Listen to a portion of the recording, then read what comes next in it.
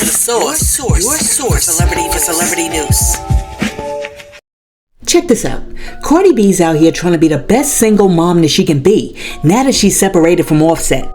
So, in an effort to do so, she's trying to get her kids to think about the future and what they want to be when they grow up. So, the other day Cardi was online and she's playing with her son and she asked him, what do you want to be when you get older? Do you want to be a doctor, a lawyer, a mailman? What do you want to be? Check out what Cardi's son told her. Yeah. Look. Wave. Where? What you want to be when you grow up? I want to be Spider-Man. Child, you can. That ain't a profession, boy. Now, you don't want to be like what? Like a doctor or something? No. I want to be Spider-Man. Alright.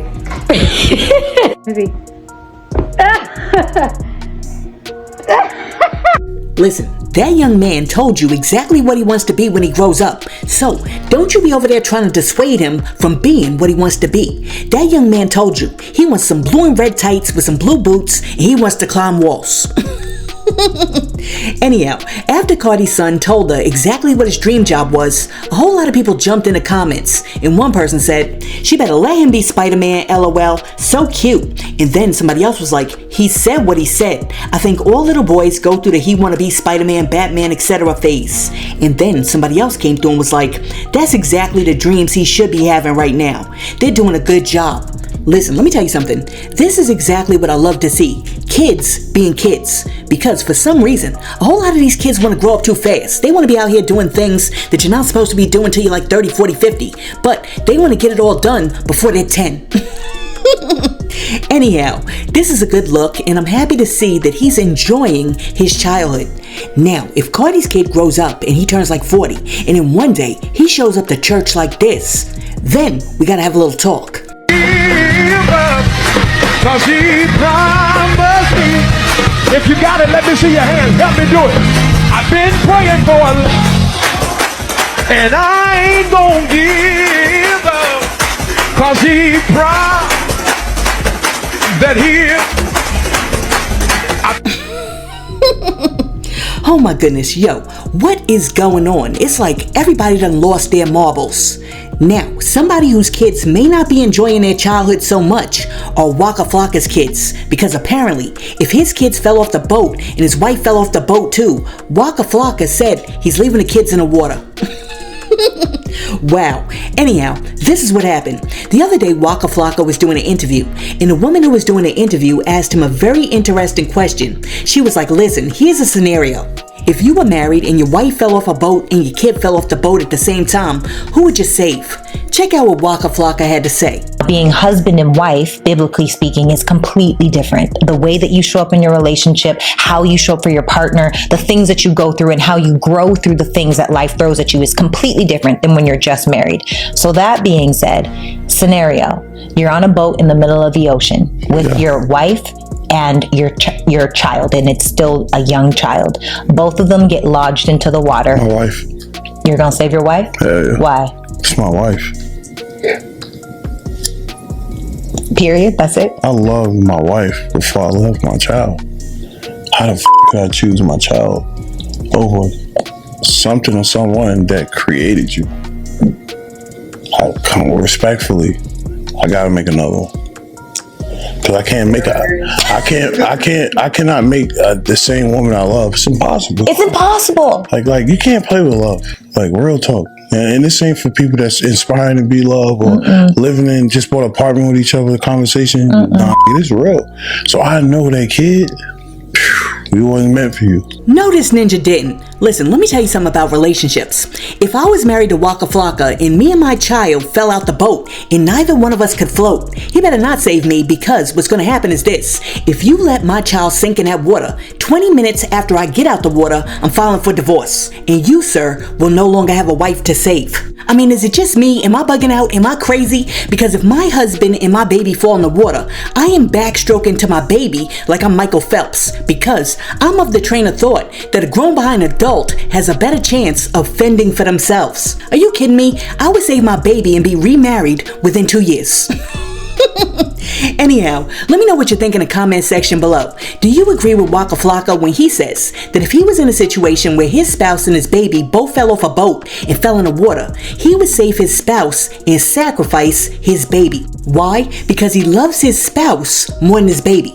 I mean, real talk, I'm sorry to say it, but if that scenario ever happened to me, the last thing that my husband would hear is this. Yo, I'm going to save the baby. You should have learned how to swim. It's been real. Yo, is your life insurance policy still paid up to date? Now I know, you're over there like Sauce, you are so jacked up. What's wrong with you? Listen, I'm just telling you my truth. It may not be your truth, but it's my truth. Now, if you think I'm bad, then you're really gonna get a kick out of this next story, because this is what happened. While this woman was on vacation, she received notice that her husband passed away. Not her ex-husband, not her husband from like 20 years ago when she was in high school and then they got a divorce, but her current husband. Now, instead of rushing home to bury her husband and lay him to rest, she was like, listen, I'm not going to the funeral because I'm on vacation, and if he wanted to die, he should have picked a better time. So today is my husband's funeral, which unfortunately I cannot make because obviously I am busy here in Tunisia. I would have loved to have gone. We were together for 17 years. Unfortunately for me, he did decide to die on the week I had planned to come on holiday, so I did make the decision not to go because, you know, I need a holiday at the end of the day, and my holiday is way more important than sitting in a church watching people cry. I would love to give him a good send-off, so I'm going to get absolutely drunk tonight with this new guy that I met, and I'm going to raise a glass for you, Jeremy, because you were an amazing husband, very rich. I can't wait to do the will reading when I'm home. I have made sure I'm going to be home in time to do the will reading because I would not miss that for the world, because obviously I am due to get a lot of money and that's a very, very important thing to me. So I hope you have a good funeral today, Jeremy. Love you. All good things have to come to an end. Wow. Listen, is this real? Can somebody please tell me that this isn't real and that this is somebody on the internet that does social media skits? Because if this is real, this right here might be one of the most jacked up things I have ever seen. And I know somebody's getting ready to come in the comment section like, Sauce, you're such a hypocrite, because 2 seconds ago you were saying that you would leave your husband in the ocean. No, let's be clear.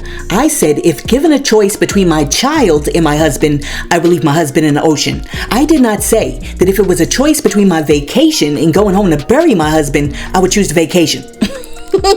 I mean, it's a whole different story when there's the baby involved. But there's no baby involved in this. This chick right here is just a gold digger.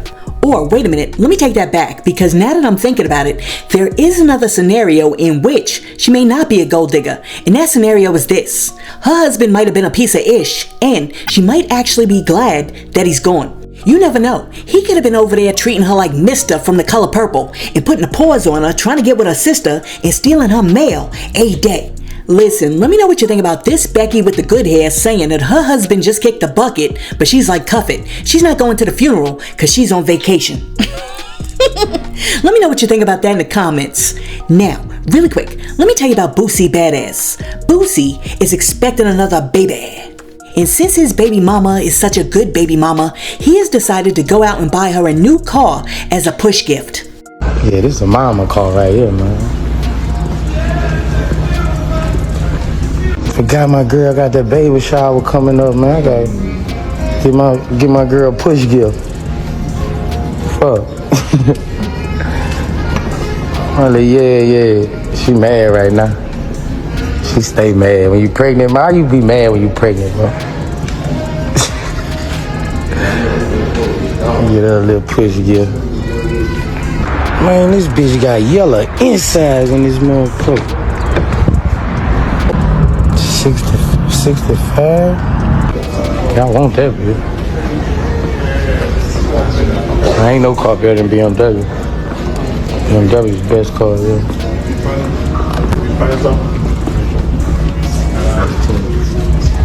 When you want it? Just put that on it. I'm gonna bring the rest in a couple weeks. Okay. Her birthday shower the 5th. Her birthday shower the 5th, so I'll be back probably the 2nd. Alright. Wait a minute, am I bugging out? In the beginning, didn't Boosie say baby shower? Now he's talking about a birthday shower? What is Boosie over there talking about? Anyhow, I think that getting his baby mama a push gift is a lovely thing. But I'm telling Boosie this. Once she pushes that baby out, there's no taking back that car. The work is done. If you break up with her, you cannot ask for that car back. Because I don't know if you know this, but Boosie's daughter jumped online a long time ago and said that her father is infamous for taking the cars back. And then Boosie jumped online right after her and was like, "You damn Skippy." Listen, let me know down below. What do you think about Boosie Badass buying his baby mama a BMW as a push gift? Let me know what you think in the comments, and while you're down there leaving a comment, be sure to like and subscribe to the channel. Now, check this out. The other day, Lil Scrappy got robbed at GUN Point, and they stole all his jewels. Now, after he got robbed, he was feeling all vulnerable, and he was like, "I can't believe I just got robbed." So, he decided to call one of the people who he just knew would be there for him. And he was like, boop, boop, boop, boop, boop, boop, and he called his ex-wife, Bambi. Now, after he called Bambi, Bambi picked up and he told her that he got robbed at GUN Point. To which Bambi was like, "Yeah, sorry to hear that. You know, that's horrible. But what are you telling me for?" Bambi was like, "I don't know if you remember this, but I'm not your wife anymore. Why don't you call up one of them yachts that you just love running around in these streets with and give them that sob story?" And I just stood down. Like I would, like, if I ain't never been scared in my life, I was scared. I thought I was dead. Nigga, I thought he could hit me. I thought he hit me. Cause I seen him aim toward me. He might wasn't a good shooter or nothing like that, but the nigga aimed toward me and started shooting. And I was just like, I just froze up. I ain't gonna even lie to y'all. I froze up. Hey, listen, I ain't super tough. Like, I can tell I ain't super tough. Once that happened, I knew I wasn't super tough. That nigga said, "Bop, bop, bop, bop." I was just like, "Oh shit." And he ran away. But I guess cause the other nigga that was with him seen I ain't died nothing like that. Cuz came up there and just, he checked my pocket and shit. Nigga, I gave that nigga shit. I was like, "Hey nigga, here you go." Like, goddamn, I was, whoa, shit, nigga, get it off of me, nigga. Wherever you want, get it off of me. I don't need it. You know what I'm saying? Hey man, I knew right then nigga wasn't super tough. You know what I'm saying? I knew Lil Scrappy was super tough, but Big Scrap, you know what I'm saying? That nigga gonna fight, and if he got his tool on him, he'll rock your ass. He'll shoot it out with you. But I was lacking like a motherfucker. The nigga told me straight up. He looked at me, he said, "Scrap." He was like, "Bro, you slipping," cause they didn't even know it was me. They didn't even know it was me. Hey man, but you know what? I wasn't even scared, cause I done been robbed before. I done robbed niggas and shit like that when I was younger. But the only thing that really fucked with me about that night, only thing that fucked with me about that night, that I called the person who called themselves, you know what I'm saying, whatever they call themselves, but the mother of my children told me when I called and I was shook up like a motherfucker. I was like, "Hey, I just got woo robbed and shit. Stay woo." Cuz said, "Why you ain't call the other bitch?" Shit. Turn left. I was like, "We not divorced, like, or none yet." You know what I'm saying? Like we got kids together. Like, I thought you should know that I survived some crazy shit. You know what I'm saying? Cuz said, "Why you ain't call the other bitch?" I was like, "Yeah. God bless my motherfucking soul." You feel me? I ain't say no names at all. Now, after Scrappy posted that video on social media, a whole lot of people had something to say. And one person was like, "Done talked all out of the side of his mouth about her, then expect sympathy. Please, sir, stay off of her phone unless it's about the kids." And then somebody else was like, "She better than me. Ninja wouldn't have been able to reach me at all." And then after that, somebody else came through and said, "And Bambi said exactly what needed to be said. You stay trying to play in her face. So happy she stopped giving it oxygen." Okay, Source listeners, let me know something. Even though Scrappy and Bambi are no longer together, they do share kids. So, because they do share the kids, was Bambi wrong for telling Scrappy that he doesn't need to be calling her in the wee hours of the night, telling her that he got jacked because she's not the go-to person anymore? Bambi's essentially like, "Listen, Ninja, we done broke up, so you gonna have to find another shoulder to cry on." Now, I'm gonna have to apologize in advance for this next story, because every time I do a story about this person on this show, y'all come in the comment section and y'all like, Sauce, why are you doing this to us? What did we ever do to you? Alright, so here it is. The other day, Slim Thug jumped online, and while he was online, he panned the camera and showed a chick running down the street in a pair of jogging shorts. Now, after she was running down the street, he was like, I'm sick of all you women coming outside with these thirst trap outfits and not giving nobody none. Watch this. Look at all of that, and she got it out and ain't giving nobody none. Ain't that some bullshit, y'all? You can't be out here false advertisement like that. What the fuck? I'll let her ass in them short shorts and she don't want to give nobody none. False advertisement. I told her she better give somebody some every weekend. Why you got all your ass out and you ain't giving nobody none? If you got all you should have long clothes on. If you ain't, no split the booty tights if you ain't giving nobody none. Okay? That's kind of like entrapment, right? Ain't that a certain way of entrapment? It's called minding her business. Y'all is still on that Adam and Eve devil issue, huh? Fellas, do not fall for that shit. These women is devils. They is the bad ones, kid. They try to entrap you with these outfits and try to make it like you a creep. Well, I can see how your whole shit shaped. I'm only a man. What the am I gonna do? You know, it's entrapment, kid. Entrapment. And then they'll say, well, we ain't doing nothing. We ain't giving nobody. Well, hold up. What is all this for? Why are we displaying all this then? It's a setup. And they on here doing them thirst traps all day and then say we thirsty. What the fuck you got on? The fuck am I supposed to say? The fuck you mean? Nigga not gay? Nigga ain't blind either. The fuck is you wearing? Hell yeah, I'm looking at your ass. You got a split in it. Hell yeah, your moose knuckles got a hole. You can see the whole decoration in the hole. You know exactly the kind if it got the it got the stick out shit over the. You can see the whole the decoration of the moose knuckle. God, man, I'm just a man. Sir, that grown behind woman has on a full-size pair of shorts and she's jogging. What do you expect her to do? Run down the street with a snowsuit and some winter boots? I mean, for Pete's sake, grow the heck up. Listen, you know what I realized over the years? The people who talk like Slim Thug is talking are the people who don't really get any. They become fixated with the opposite sex and with the act of sex. Because people who are actually getting it in are not sitting outside in their car videotaping randos when they run by, getting mesmerized by the fact that they have on a pair of regular sized jogging shorts. Oh my goodness. Listen, I hate to say it, but to me, Slim Thug is over there giving old PERV energy. Listen, let me know down below. Do you agree?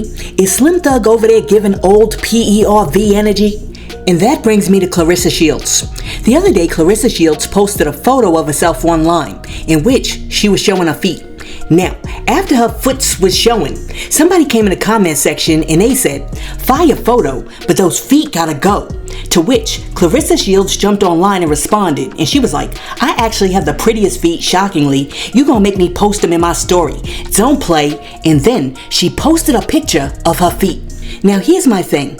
Who cares what Clarissa Shields' feet look like? I mean, for real, I would expect Clarissa Shields to have 2 bunions and 1 corn on each toe, because she's a boxer. What do you expect? I would be totally shocked if this chick took off her shoes and she had the feet of a sandal model. And I know, you're out there right now like, Sauce, that's a thing?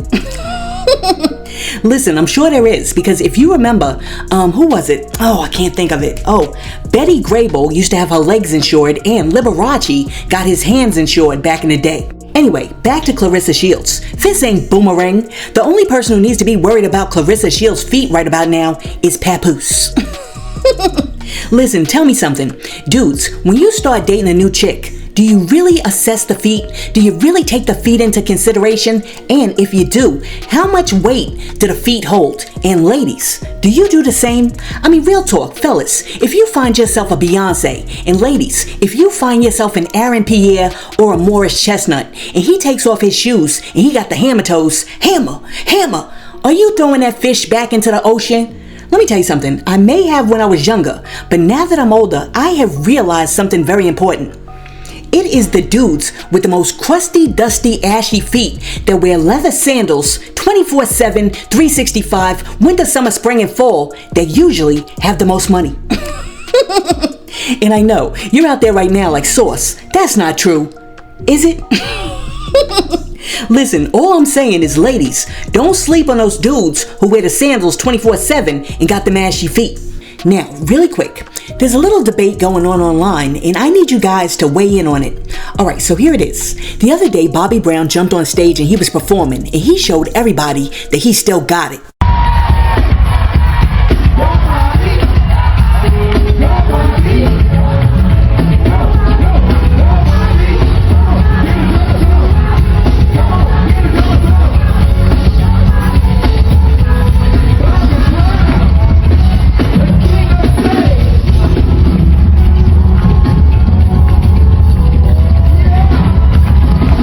Alright, so here's the thing. After people saw that video, mad people came in the comment section and they were like, yo, I thought that was Cedric the Entertainer. And then other people were like, yo, y'all are bugging. So here's the question. Is Bobby Brown turning into Cedric the Entertainer? And last but not least, as you know, Big U was arrested the other day. Well now, the feds have doubled back and dropped another indictment, which includes about 43 more counts. Big U indictment unsealed. There's 6 defendants, 43 counts. This seems different than what we heard a couple weeks ago of 16 people arrested and charged as part of a different gang indictment. Here, what they're saying is the Big U enterprise, along with his 5 associates, yes, Termaine Ashley Williams, aka Loose Cannon, is alleged to be part of this enterprise. He's part of the robbery angle. There's a lot of charges. Let me take you through the primary charges. The first, the Fed's favorite, it's a criminal RICO enterprise. What are they involved in? Robbery and extortion. I don't know if you've heard anything about Big U and his cohorts extorting people, but the Feds seem to think that what you may have heard is true. There's transportation for prostitution, there's bank and wire fraud, you have tax crimes, obstruction of justice. Now, there's a number of different schemes that they're saying the Big U enterprise engaged in. One of them, you've probably heard of it, is the check-in extortion scheme. You're an out-of-town celebrity or a gang member and you want to come to LA, well, you better get permission from Henley, according to the Feds, because a failure to check in will result in robberies, assaults, or worse. They reference that the check-in podcast, I haven't seen it, I don't know if you've seen it, please direct me to the check-in podcast, was used to legitimize this practice. The other charge, the murder of a rapper in Las Vegas. RW, the rapper, was with Unique Music and allegedly murdered by Henley after perceived disrespect. The Feds say they have surveillance, cell phone data, and family interviews that all point to Henley as being the last person seen with RW, the murdered rapper. And they say that there was an alleged cover-up where Henley and his associates went into the studio and got the surveillance tapes right before the murder happened. There's armed robbery of a marijuana dispensary. Henley allegedly ordered the robbery of a dispensary where an extortion victim worked. After the robbery, the victim was invited to Henley's home and told, that's how you rob yourself. There's allegations of ongoing robberies and threats by Loose Cannon. They say they allege that Williams continued violent behavior, including a recent pistol whipping that was caught on video. Then there's extortion of business owners. Victims were extorted for thousands per month with threats of violence or robbery if they did not comply. There's a human trafficking and a sex trafficking allegation where Henley paid people to transport women across state lines for prostitution. The Feds say they've intercepted communications showing explicit instructions and references to sex work. There's fraud and embezzlement. They're saying that Henley used his nonprofit called Developing Options to fraudulently obtain grants. I think they're talking about PPP fraud or other COVID-19 related loans. There was the EIDL loan. And allegedly, he used fraud to obtain this stuff because he lied on the applications about what the enterprise, what the business actually did and who its employees were and how they were going to use the money. Then a nice little ending is, hey, after we announced the charges against him, he went online using somebody else's Instagram account. He got rid of his phones, stopped using them, and then went on somebody else's Instagram account and said, yo, my co-defendants, don't talk to them. They're losers. They're doing wrong. The Feds seem to think that this guy was at the center of a criminal organization that's been running from 2010 to 2025. There's a probable cause affidavit. They said they've gotten all types of search warrants and subpoena returns in support of all of these crimes. The big question that I have that I can't understand is why are there only 6 people in this indictment? And then a couple weeks ago, we got word of 16 that were rounded up and arrested as part of a RICO enterprise. Stay tuned. Alright, so basically, this dude just summed it up, and I don't feel like beating a dead horse, because I have already done a full breakdown of the Big U situation, and I also did a story on Brick Baby, so if you haven't seen it, go watch those videos. Anyhow, after I did my story on Big U, somebody came in the comment section and they said something very interesting. They were like, Sauce, what people don't understand is that the hoods need people like Big U in the street life. That's why the streets are lawless now, because there's nobody to keep structure. Now, of course, when I first saw that comment, I was like, yo, what are you talking about? We don't need gangbangers and criminals on the street. And then I started thinking, when they reported that Trump and them went and picked up the leader of MS-13, and I was like, here we are on the brink of what could possibly be civil war. And all of a sudden, there's a newfound focus on taking these old school gangbangers off of the streets. And I was sitting here like, dang it, we never needed you before, but now, when we may need a militia who knows how to kick in the door, wave in the 4-4, you dudes go and get locked up. Listen, let me know what you think about the Source commenter who came in my comment section and was like, Source, there's a need for some of these dudes like Big U out on the streets. Do you agree, or do you think these dudes who go out and commit crimes in the black community are nothing but a bunch of toxic parasitic leeches who destroy everything positive that black people try to build? They ain't necessary. Lock they black ASSs up and throw away them keys. Listen, let me know what you think about everything that we discussed in today's video, and while you're down there leaving a comment, be sure to like and subscribe to the channel. I mean, come on, help your girl get to 100K. As a matter of fact, let me get my Marvin Sapp on. I'm gonna need 40,000 new subscribers. Security, close them doors. And I'm gonna need everybody who's subscribing to come up to the front so I can see ya. There's 1,000 of you. I said close them doors. Ushers, close the doors. Close the doors. Close the doors. It's 1,000 that's watching online.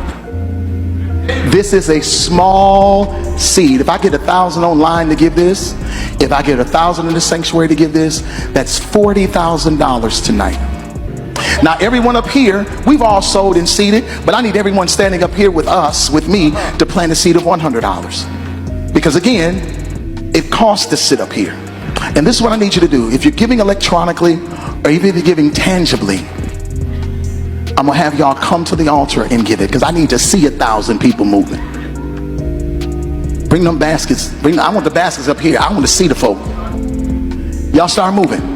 Y'all can bring it right now. Come. 1,000 people need to give $20. 1,000 people need to give $20. 1,000 people online need to give $20. This is easy, saints. And I know, somebody out there is like, Source, you were on one today. You were really on one today. Hey yo, thanks for tuning in to The Source, your source for celebrity news. Peace.